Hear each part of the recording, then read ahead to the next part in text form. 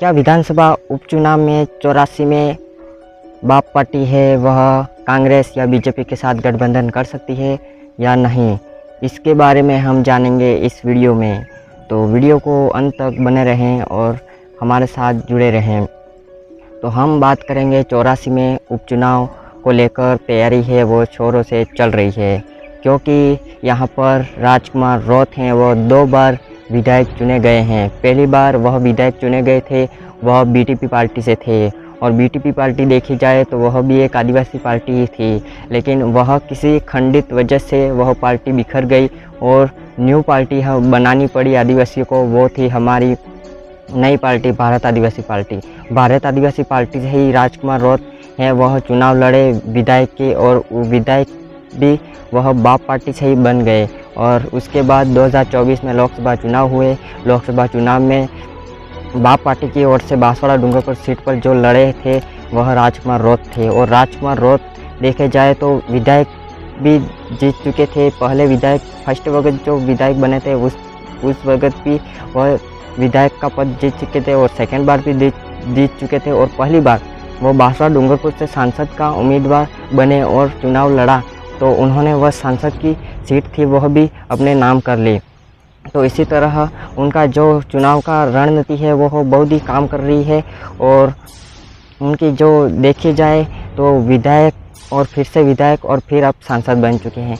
तो अब उनके सांसद बनने के बाद वह 84 की सीट है वह खाली हो गई है, तो इसलिए उसके एमएलए के चुनाव हैं वह अब किए जाने हैं, क्योंकि लोकसभा के चुनाव हाल ही में हुए हैं। तो अब एमएलए के चुनाव हैं, उपचुनाव हैं वह होने हैं। तो इस पर भी बाप पार्टी है वह क्या यहाँ पर उपचुनाव में भी किसी पार्टी का अदर पार्टी का यहाँ पर समर्थन ले सकती है? देखा जाए तो कांग्रेस या बीजेपी से समर्थन ले सकती है, इसके बारे में हम जानेंगे।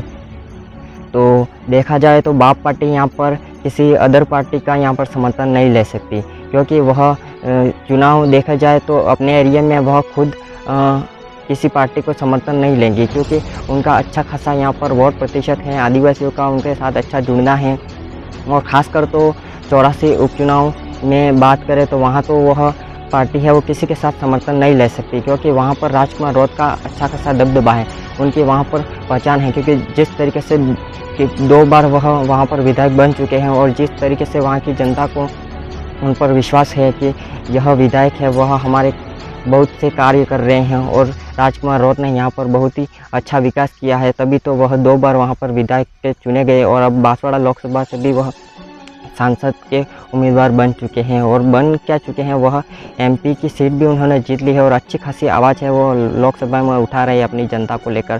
तो यहाँ पर विधायक के उपचुनाव हैं वहाँ 84 में देखा जाए तो यहाँ पर किसी के साथ गठबंधन नहीं हो सकता, क्योंकि राजकुमार की रौत की यहाँ पर अच्छी खासी पकड़ है, इसलिए वह किसी के साथ भी गठबंधन नहीं कर सकती। तो इसके लिए हम थोड़ा सा यहाँ पर जो खबर है उसकी चर्चा करें तो यहाँ पर एक अखबार की कटिंग आती है, उसके हिसाब से हम पता लगाएंगे कि क्या है इसकी जानकारी थोड़ी बहुत, तो हम आपको दिखाते हैं वो अखबार की कटिंग और इसमें क्या कहा गया है, राजकुमार रौत ने उस पर क्या कहा है इस टिप्पणी को लेकर कि विधायक के उपचुनाव में क्या गठबंधन करेगी या नहीं।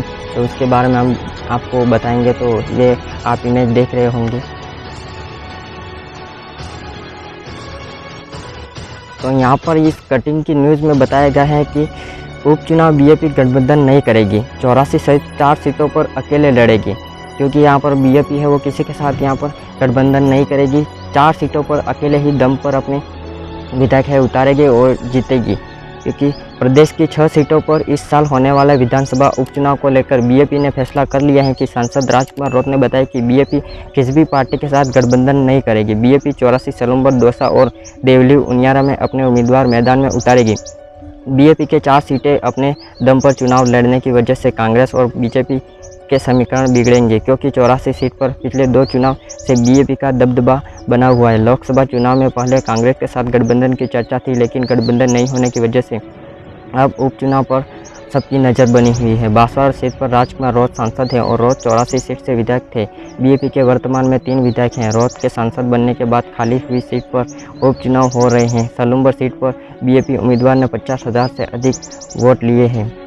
तो ये हमारी न्यूज़ पढ़ ली है हमने।